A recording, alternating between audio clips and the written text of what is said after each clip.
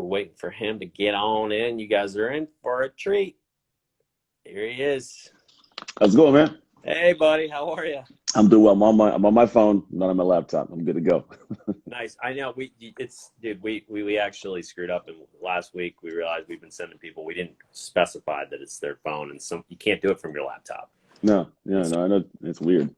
Anyways, man, how are you? Thanks for joining us, bro. I'm great, man. I got my workout in this morning. Today is I got a mastermind I run, so I'm running it for 2 straight days tomorrow, the next day. So today's like my chill, like my brain break day. So I'm good, man. Just hang out with the family today. You got to have the breaks, right? We got a holiday coming up, which will be another little break. So tell me about tell me about you, this mastermind you got, the working out, all of it coming together. Tell us a little to the audience about yourself. Oh yeah, man. My daily flow, like especially nowadays, is trying to maintain motion and movement, because movement is for me, it's big. Like if I'm moving, I feel better about myself. Like psychology, physiology, it all ties together. So I get up in the morning while my vampire family sleeps, because they stay up to like 3 in the morning. It's super weird. I got like 3 kids and a wife, and they are like night owls, and I'm passed out on the couch before their night begins. So I get up early. I get my morning workout in, did my Peloton this morning, and then you do Peloton? I do. Yeah, I like it. You know, it's my wife does the little YouTube videos, but the app, I like the app, man. I just pop on the app, go to work, get my workout in. And do you do the bike? Do you do the running? What do you do? I do the bike, man. I'm like 240 pounds. I'm not a runner. I'm not built for that. I can sprint.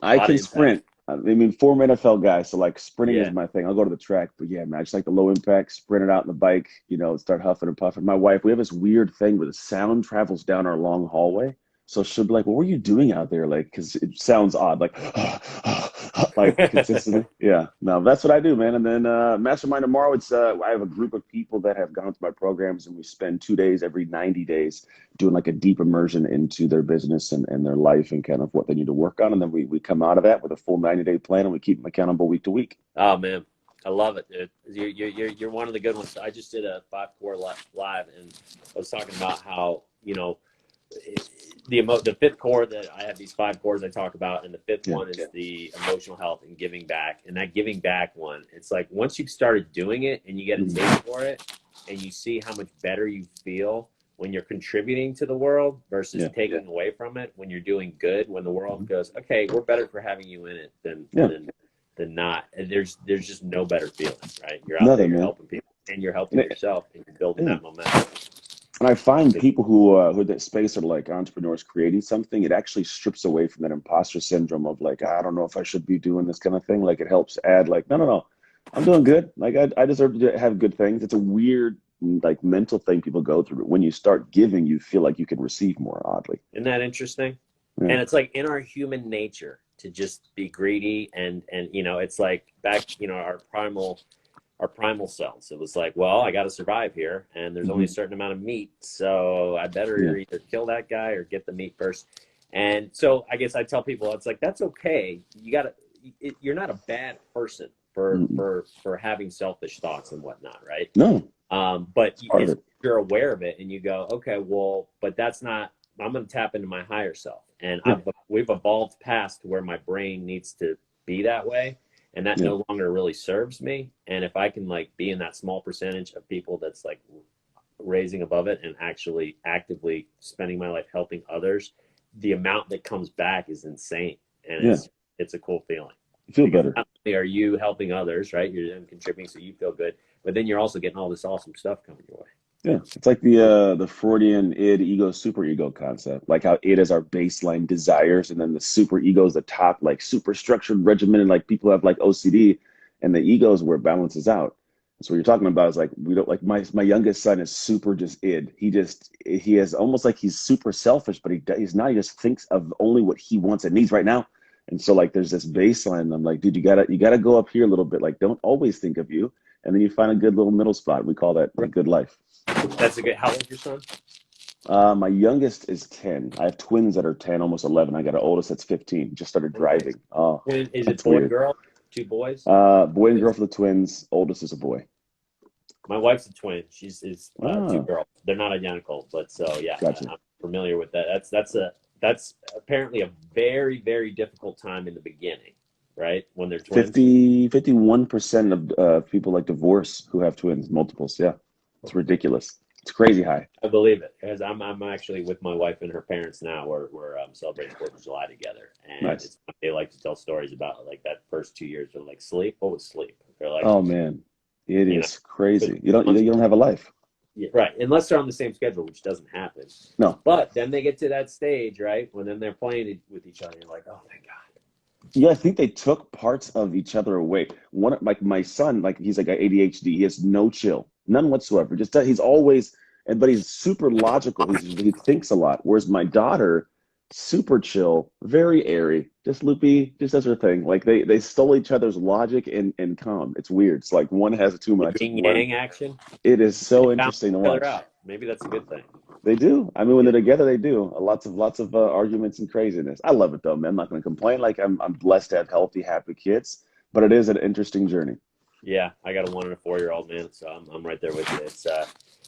It's not for the faint of heart, but that you wouldn't change it for the world, right? No. It's like, and like, okay, so let's get back to what you said at the beginning of this Yeah. conversation, which immediately I was like, I love this guy already.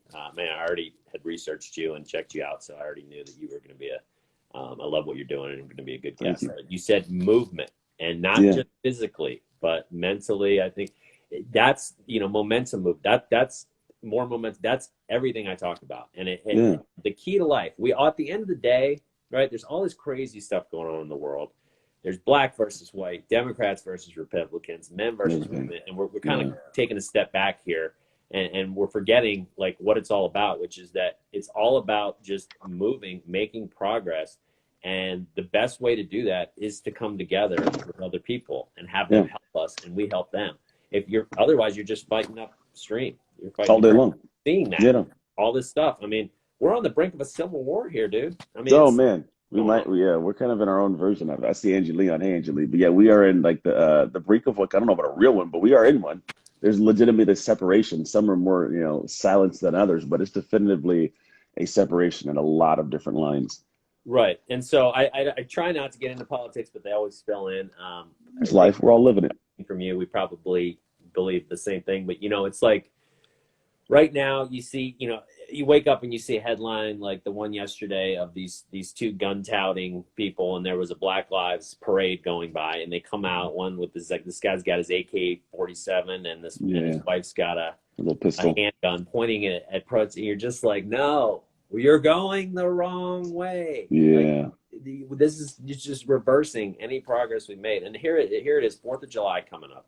Yeah. What are we?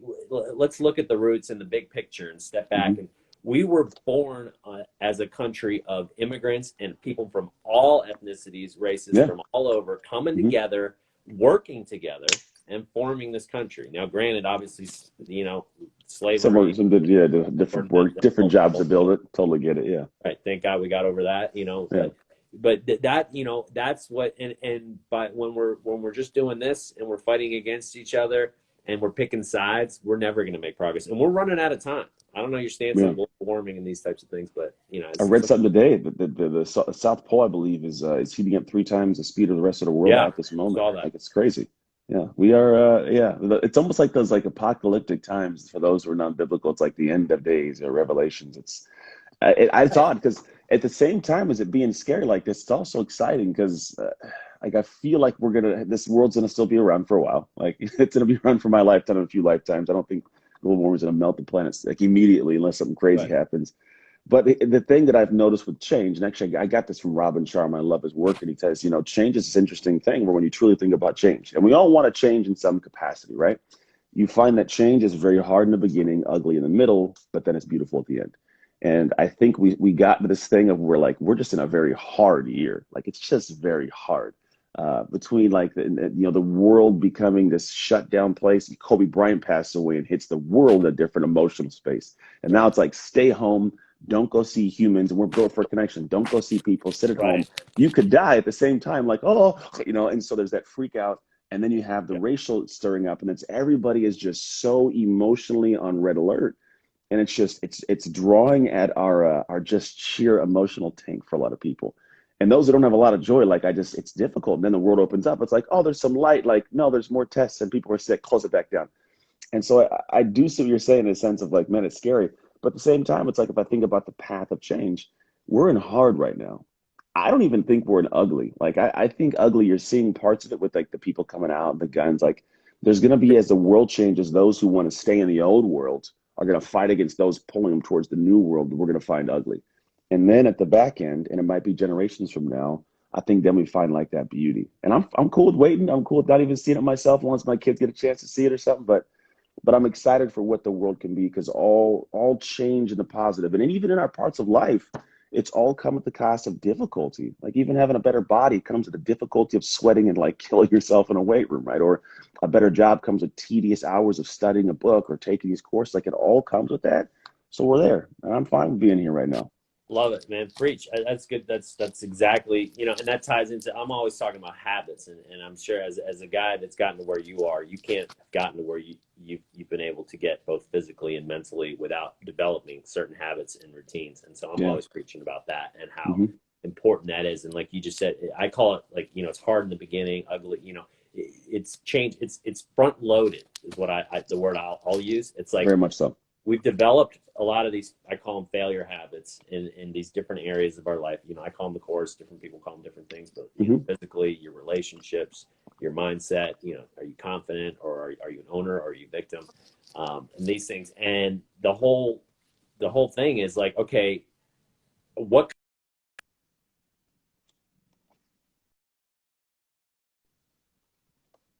are you willing to be disciplined to put in that work that's needed to basically say, okay, I want to get from here to here. This is the type of person I want to be. I know my habits right now are killing me, but it's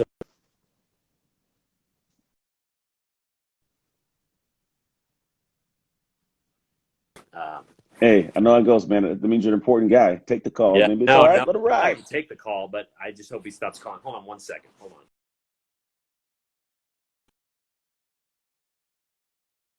Scroll through while he's doing his thing to see. Oh,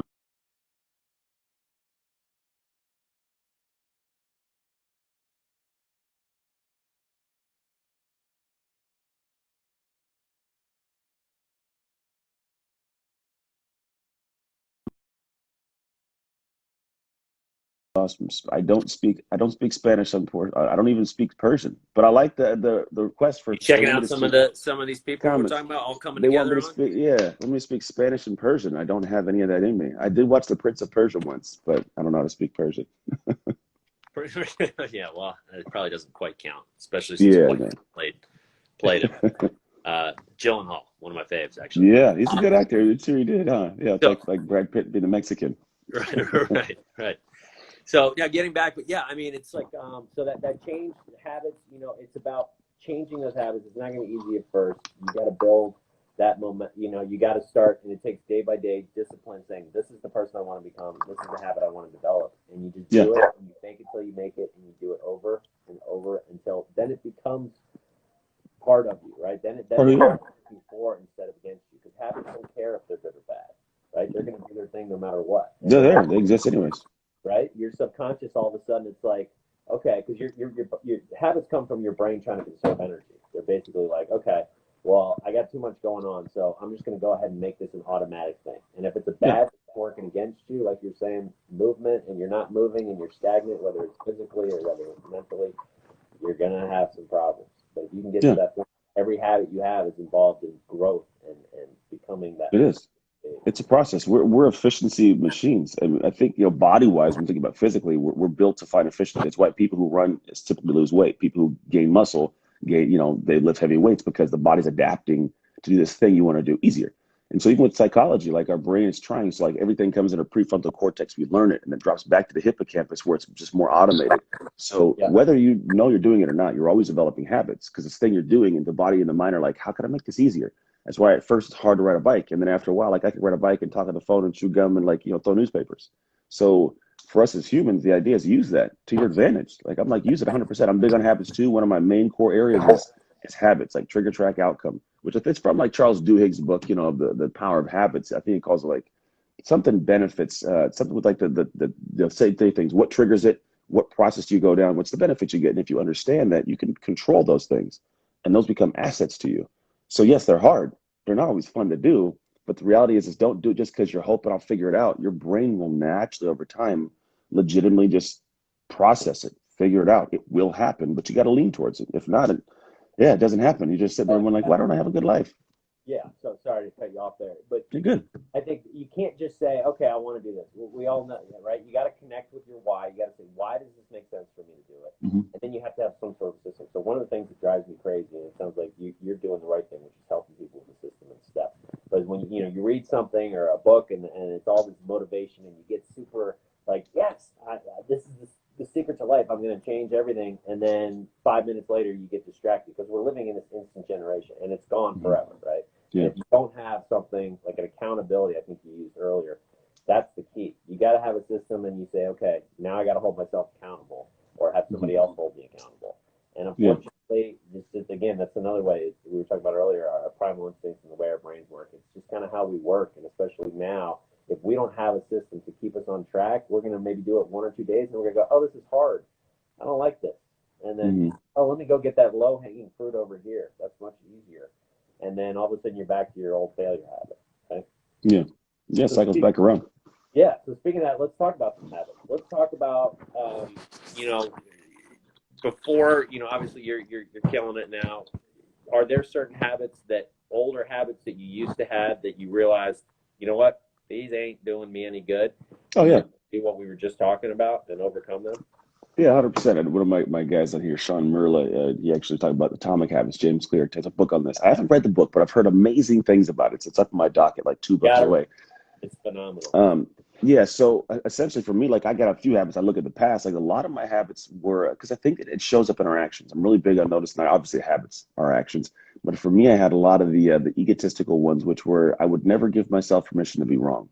Like back, probably 10 years ago, a decade now, like I come out of the NFL trying to figure out my life, and I realized like I was not very good at admitting I needed, help. And so anytime something would show itself to me that I didn't want to admit, like I wasn't great at business, wasn't a great husband, wasn't a great dad, my habits were to shut off things, to cut people off, to do, and like it was a bad habit because what happened is I didn't give myself an opening to improve.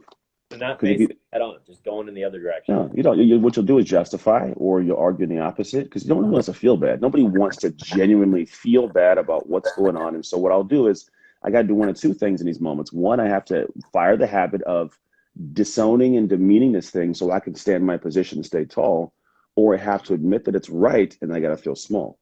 So tall or small, most people choose tall all day long. So when you feel small, though, here's the beauty. Like when you get to that level of like feeling small, like, man, I got to get bigger. And how do I get bigger? I admit I got a problem.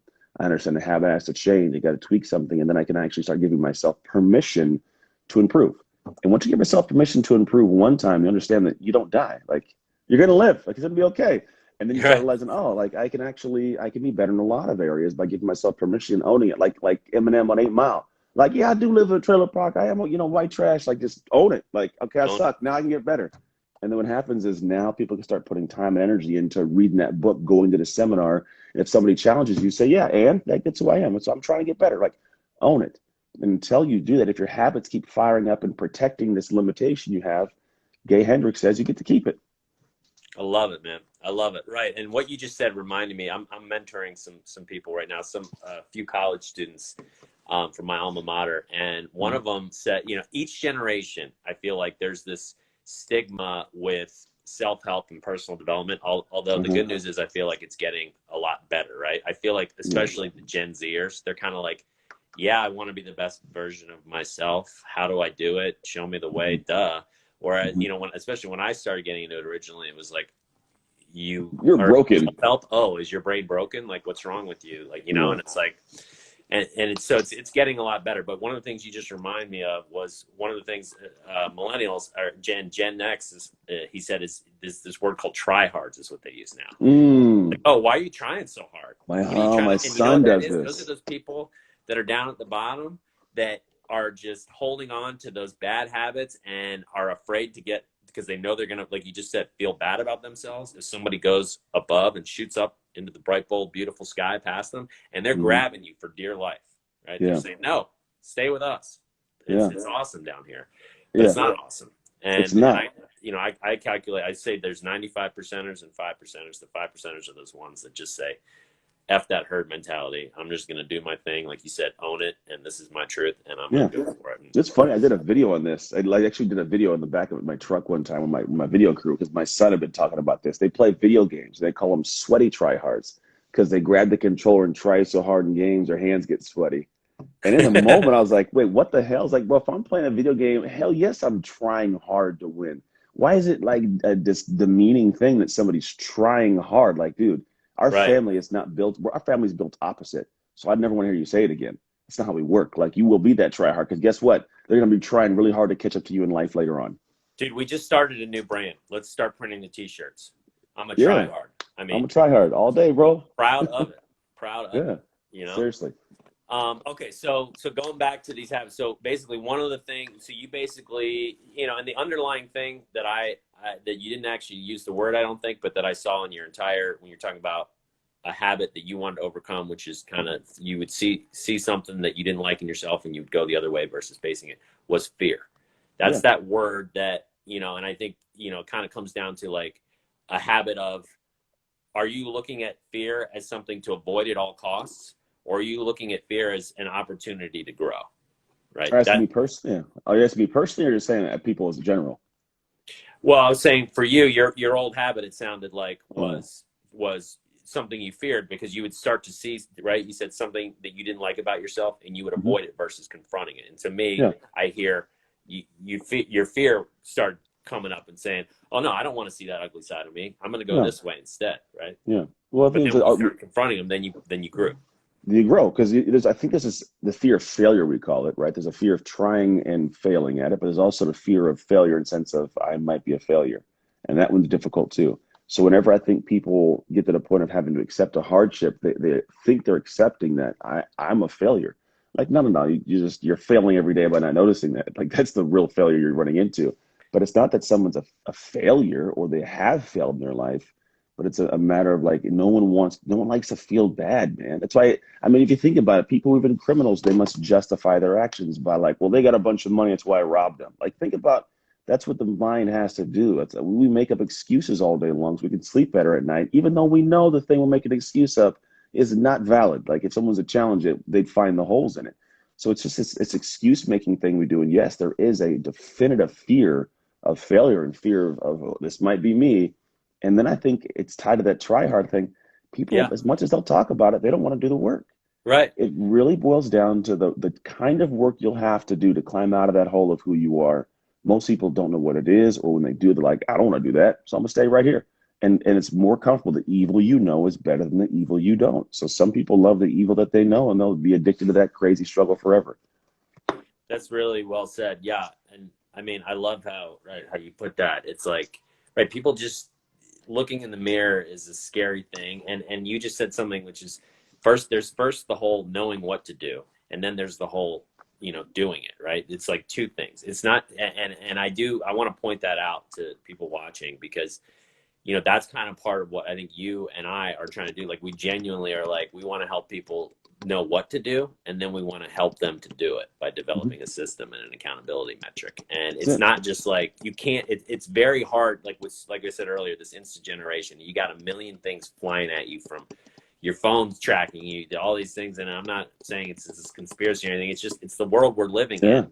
And it's going to show you more of the same stuff that you already like and know. And, you know, if you're clicking on pics of food and cake, you know, you're going to see more of that type, right? And so it's like, you gotta understand, step back fundamentally. And that's what my 5 cores are about. And I know you have your mastermind system of what is it that is going to make you happy, right? And then you got to just start moving on it, and then don't stop ever. You hit a goal, and then you set another one.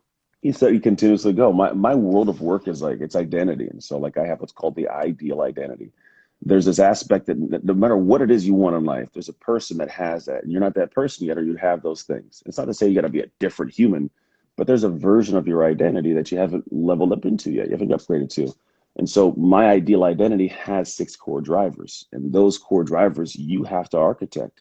Because you're not going to create something accidentally. You're not going to create this perfect identity that's just like, oh man, I got $1 million and a great body and an awesome spouse and I have happy kids. Like, I wish it worked that way. You're going to have to work at something.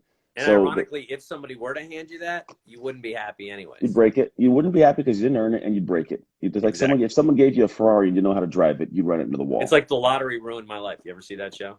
Oh Same yeah, way. yeah. It legitimately does. Majority of people, like there's people who I heard that like are hired at companies that are, like sell jets that are specifically their job is to turn down lottery winners. Like there's people that just do craziness. But yeah, it's a different world. So like you're talking about, you have to actually start thinking about who do I want to be. I think a lot of people when they try to find success, it's like what do I got to know? What do I got to know? And we are in an age of sheer just an overload of information. We're giving a bunch of information right now. It's Right. just a sheer, and I think the information age isn't over by any means. It's going to continue to grow, but like we've got to I think a level where like, okay, people grasp there's a ton of stuff out there. The thing we're missing for success for a lot of people is the execution. So I think we're going to ease into the execution age, and that's difficult for Yeah. people because the work you have to do to execute the information you have is foreign to a lot of humans. They just don't grasp what the work is, and then when they get into the work, it's very difficult. And Mm-hmm. there's this upper limit we create where people actually say, "I've done everything I can. It's just too hard. It's not for me. I don't know what else to do. I've worked. If I can't, this is not possible. I can't do it."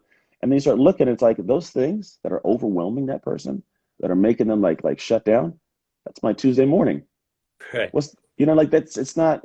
How are you stressed out? And then so my work is really in this specific area. It's like, how do I make those things that overwhelm you easy? Because the problem that opens the door, like the key that opens the door to your fortune, your happiness, you're stuck at this problem. You haven't even approached that problem yet. You're not even in front of that problem yet because you're still stuck down here, and you keep telling yourself this is your limit.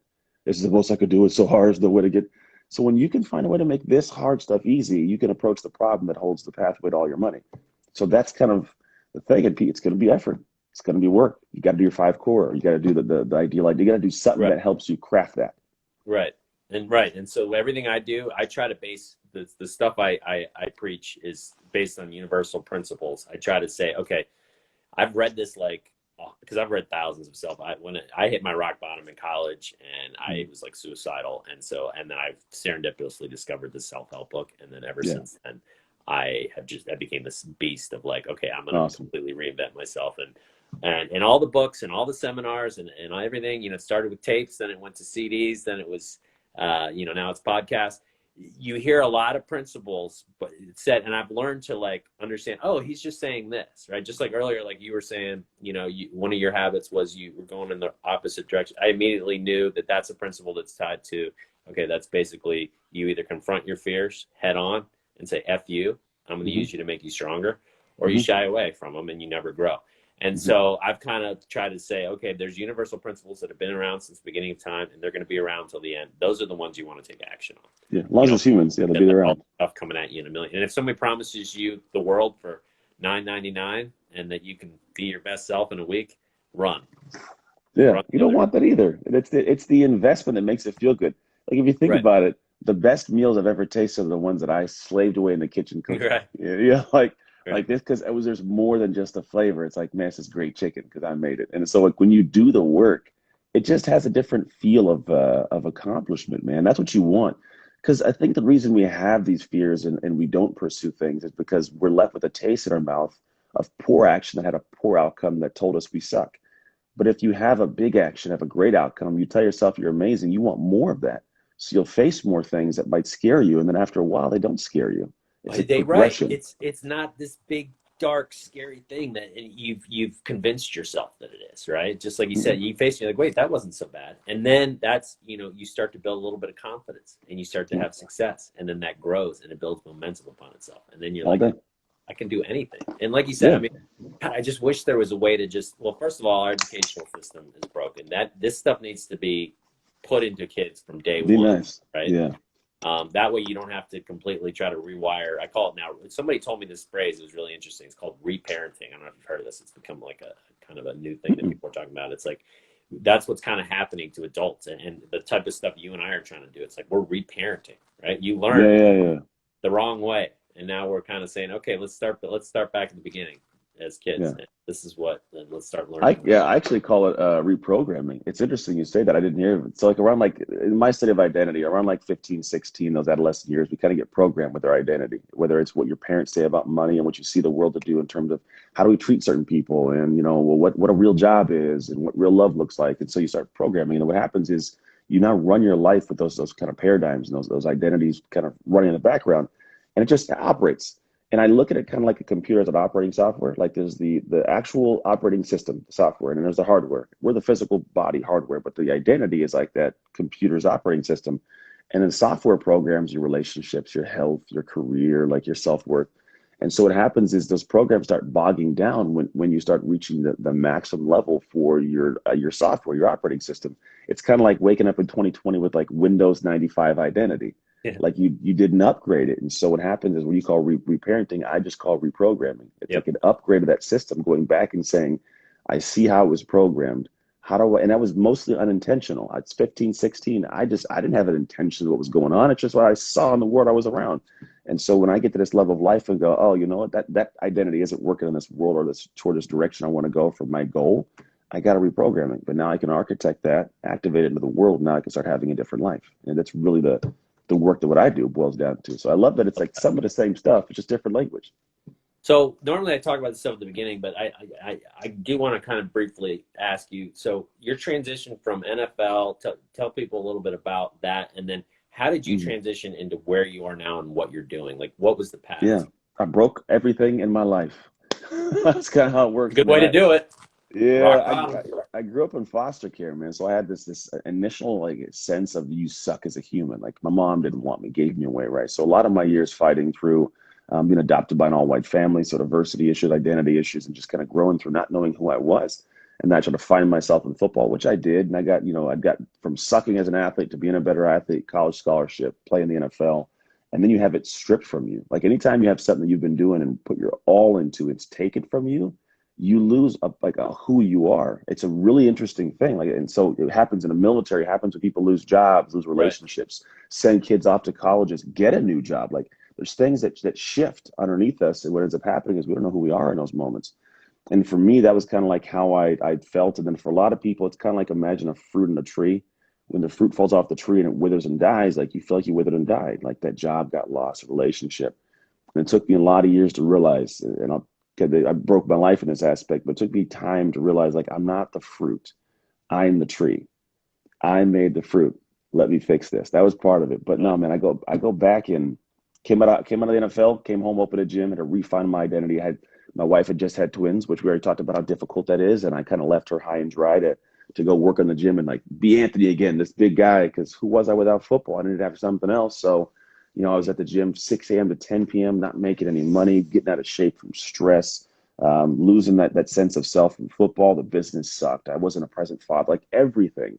So wife has an affair because she was just wholly neglected. I'd end up, the business is up and down for years. I'm tear the family apart. Like everything just falls apart, dude.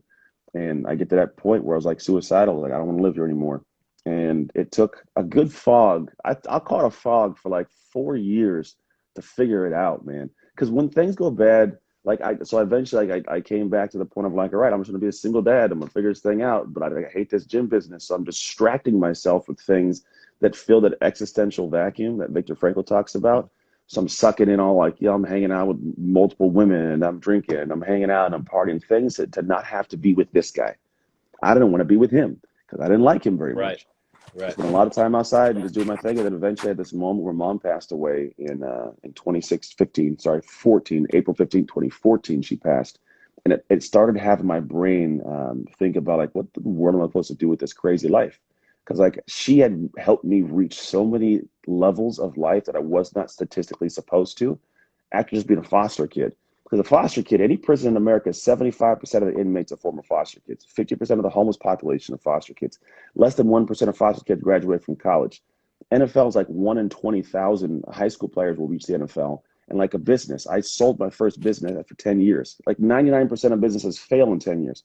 Statistically, I'm a creepy anomaly, but it's because of the potential that I was able to reach because of this woman who unconditionally loved me. So I was like, man, when she passed, I was like, I gotta wake up. I gotta do something that puts this craziness back on path. And so I really woke up one day. It was like January 1st, 2016, sleeping next to this strange woman who'd come from Russia who I couldn't even communicate with. And I was like, I feel like a piece of trash. Mm-hmm. Like, this is not who my mom would want me to be. My God would want me to be. My kids would need to see. It just was really, so I woke up and I was like, I got to change some things. And so that was my computer moment of like, this thing crashed. And so what I did is I downloaded all the stuff that I really needed to figure out. Because it's how computers work. You sit there and wait and download. I did that, man.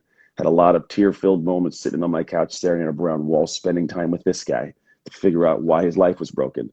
Because it was on me. I had to figure it out, right? And then I started uploading actions into my life to adjust things. And I was like, what is it that I need to do? I literally started architecting, like, what am I going to be? Like, who am I going to be as a human?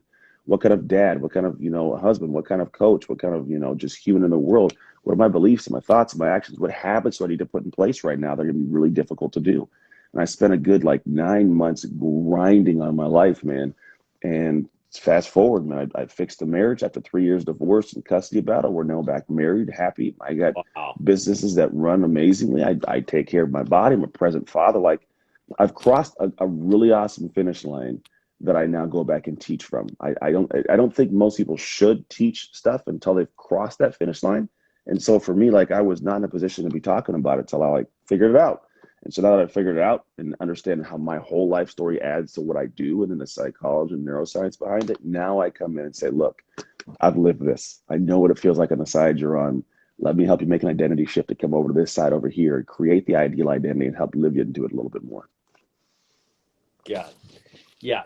It's as I'm hearing you tell your rock bottom story. I call it my rock bottom bounce. Yeah. Like when I briefly mentioned in college, and it's a shame that so many people like you and I have to hit that rock bottom, and you used the word suicidal as was I, that, for us to be like, okay, shit's got to change Yeah. because this story ain't going to end well. And it's almost like there's nowhere left to go but up, right? And what's really sad is that there's just such a large percent of the population that never hits that rock bottom, Mhm. and they just kind of hover above that rock bottom their whole Yeah. lives, Yeah. which is like the absolute worst sentence you could put on somebody, because it's Yeah. like just high enough to where they're like, oh, I don't need to do anything dramatic. Like my life's okay, right? How many people? Mhm. Yeah, I'm happy, but are you? No, It's like, gotta give permission. and then it's like, right, are you back? And then you look at like all these major areas of your life, like your mindset, your relationships, your physical health, your emotional health, your career and your finances. Like, are you balanced? How are you doing on these things? Are you balancing them out? Are you living life to its fullest? Are you grabbing life by the balls? Yeah. And it's just crazy when people don't even see that, and it's sad, right? And then they I don't, die, and then on their yeah. deathbed, it's like, okay, what did you do with your life? I don't think they don't see it. I think in a world where it's constantly talked about, they see it. The thing is, they keep protecting that. Like you just said, I'm fine, I'm okay, and you get addicted to the poison of your life. It's this weird, like I think of like a snake handler who gets bit by snakes, right? They ingest a certain amount of poison so that they can get bit by a snake and they can survive. And so my thought is like, stop being a snake handler. Just stop being okay with getting bit by a snake. Like, stop being Right. okay with that. And so I think people, unfortunately, there's people listening right now who do know that. Someone's told them in their life. The way that computer operates for a lot of us is the notification comes up, says, ding, you need to update your computer. You want to snooze a computer now? Like, no, I got stuff to do. And then ding, you should update this program. No, I got stuff to do. We keep snoozing the updates. In life, the same thing happens Yeah. in friends. And if you look at your bank account, if you look in the mirror, these are alerts like, hey, stop eating trash. Like, hey, be better at work. Like, you're like, no, I'm gonna just keep doing my thing. And so they're there, but people keep snoozing them. And sometimes they snooze them their entire life and they don't even realize they're operating in safe mode, which if a computer think about safe mode, it's like everything's like function. I got just me and I'm here, and like, but you're never fully operational and it sucks. I love that computer analogy. Yeah, you've been using that throughout our talk. That's how, that was one of those things that I'm like, I'm a thinker. I do a lot of thinking time. Keith Richardson has a book on it, and I love the concept. But it's like I spent a lot of time thinking. I was like, how do I make all these crazy book level concepts come down to like, oh, that makes sense, Ant? And a computer was like, dude, that's exactly how we are. So that's really like, if I can tie to that, people grab it. It's like, oh, so if we're here talking, they're like, oh, that makes sense. I need to go back and take a look at what I got to download as the information. I got to see the updates. It's how you change your life, man. It's just seeing things. Same concept, just different metaphor. Absolutely. Well, you're right. And it's like, how can, right? You need to put it, like I was saying earlier, you got to connect to people's why. And sometimes, and like we were just talking about this, things go in one ear and out the other. It's like, oh, yeah, I know. And like you just said, like, so what you and I said was the same thing. We just said slightly different, which is I'm like, it's sad people don't realize. And you're like, well, I think they do realize it, but they're just not acting on it. And it's somewhere in between in that it's like they're on this kind of autopilot mode. It goes back to that habits we were talking about. And they've got these failure habits. And it's like, yeah, there's something that says I probably shouldn't do that, but it's not strong enough to be like, my life is being ruined and I'm miserable because of it. Yeah. Right. And then they just continue on that. But it really is, though. They keep getting used to the poison. That's the problem. It's enough. I think we, at all times in life, we need to have this catalyst in our head. Like, I have to have this, the life has to fall apart. Why'd you do that? There was one moment I came outside, there's an alligator there, and the sun spoke to me. Like, you don't need that moment. Like, you need to wake up one day, be like, damn it, I'm tired of this, and snap out of it. Like, that's enough. If somebody asks, how come you all of a sudden changed? I just woke up one day, I didn't like it. Like, that's okay. That's good enough. You don't need the world to come crashing down for you to snap out and think it's serious enough. And if people could grab that, someone should wake up today and be like, I don't like this, and then just go do different things. Right. And if people at home are wondering, like, well, how do I know when that is? To me, there's a couple different things. It's like when you look, like you were saying earlier, I looked in the mirror and I didn't like that guy. So it's like when you look in the mirror, it's that cliche, but it's true. Like, do you like who you're seeing? Are you like, yeah, this guy's awesome. He can do whatever the hell he wants. He's confident. He's, no matter what obstacle gets in his way, he's going to, or are you like, kind of like looking at it, like you were saying earlier, your old habit, like, oh, I know there's some bad stuff and I'm going to kind of look away. You avoid it. You distract, yeah. And then another one is like when you wake up every day, right? Now, granted, let me preface this with not every day you're going to wake out of bed and be like, yeah, buddy, no. I can't wait. Because there's always going to be days where you've got stuff, or, but in general, are you waking up with energy and, you can't wait to take on the day? That's another big thing. Yeah. And if you get there, move. I woke up this morning like, I don't want to go. I don't want to get on the bike. I want to sit in my bed and I want to go to work. And the thing is, I realized very clearly that, like, part of who I am is the guy that works. So if I'm going to get on a coaching call with my clients, I'm going to get out in the world, and I know in my heart I didn't do that thing that I was preaching they should do, I lose a part of myself. I could lose that pride. And pride's a big thing, man. We're talking about, at the end of the day, how prideful are you? Because when you're prideful, you'll fight for those parts of you that deserve that in the moment you're supposed to have it, even if you don't want to do it, and it'll become easy. So, like, it's not hard to face the fear, we'll call it, because it's who you are to do that thing. Yeah, it might be scary for some people, but it's more scary for me to lose a piece of me. And so I'm doing this, right? And so for me, like, I get up and I do these things, and it's not joyous every day, but I'm also in love with the process. Like, the destinations are cool. Like, I love arriving at certain places of, revenue markers or, reach of people, whatever it is. But like, I'm serious, like, okay, cool. I like to get back to the process because I love the daily operation. I love my flow. I'm almost like addicted to the stretch, of course the grind, the climb. Because you are addicted. You've developed a routine. Like we were talking about earlier with habits. You've developed these habits that are working for you. They're doing it on autopilot, right? So you wake up and sure, you're human. You're going to have that like moment of like, but then you've connected to your why of like what you're going to get out of it if you do it, and that's so much stronger than that part of you that's going, let's just stay in bed, because you know how good it's going to feel. I know. And it's not even a big, like, $1 million good. It's just like, I'm going to be able to go to sleep tonight and still like me.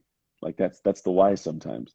Because if you get up and you fall short of everything you're supposed to do that day, you go to bed like, nah, I don't know about this guy. And I don't like that. I dislike that. I would say I hate that feeling. So I go above and beyond to make sure I never have that feeling. I stretch myself so I can love myself and I show up for myself. Well, let me bring this all back full circle to end this. You and I could not be on the more of the same page, and I want people that might have missed in the beginning. Happiness is movement. It's whether it's physically, whether it's mentally, it's growing, and the only way to grow is to decide these are the things that I know I need to do, make a commitment, and then just keep doing it. You've got a great system. Where can people find more info on you to get more help and learn your system?